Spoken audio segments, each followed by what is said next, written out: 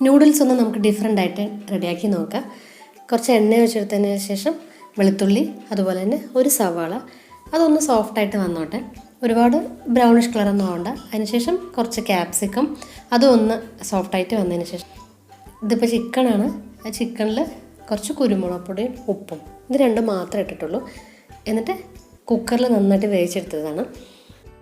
നമ്മൾ എല്ലിൽ നിന്നെല്ലാം മാറ്റിയെടുത്തിട്ടുള്ള ആ ചിക്കനാണ്. അതൊരു ഹാഫ് ബൗളുണ്ട്, അതും കൂടി ഇട്ടിട്ട് ഇതെല്ലാം കൂടി നന്നായിട്ടൊന്ന് മിക്സ് ചെയ്തിട്ടെടുക്കാം.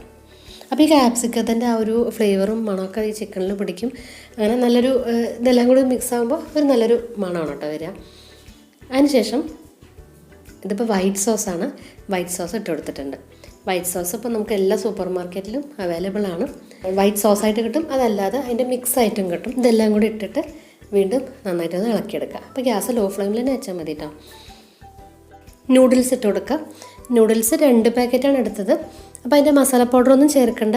അതല്ലാതെ വെള്ളത്തിൽ കുറച്ച് ഉപ്പ് ഇട്ടിട്ട് അതുപോലെ തന്നെ കുറച്ച് എണ്ണ ഒഴിച്ചിട്ട് ഒന്ന് വേവിച്ചെടുത്താൽ മതി. എന്നിട്ട് ഇതെല്ലാം കൂടി നന്നായിട്ട് മിക്സ് ആവണ പോലെ ഇളക്കിയെടുക്കുക. ഫോർക്ക് ഉണ്ടെങ്കിൽ ഫോർക്കും കൊണ്ടൊന്ന് ഇളക്കിയെടുത്താൽ മതി. അങ്ങനെ നമുക്ക് ഗ്യാസ് ഓഫാക്കാം. റെഡി ആയിട്ടുണ്ട് നൂഡിൽസ്. നമുക്കൊരു ഡിഫറെൻ്റായിട്ട് എപ്പോഴും നമ്മൾ കഴിക്കണതെന്നും കുറച്ച് ഡിഫറെൻ്റായിട്ട് ഇതുപോലെ അത് ട്രൈ ചെയ്ത് നോക്കുക.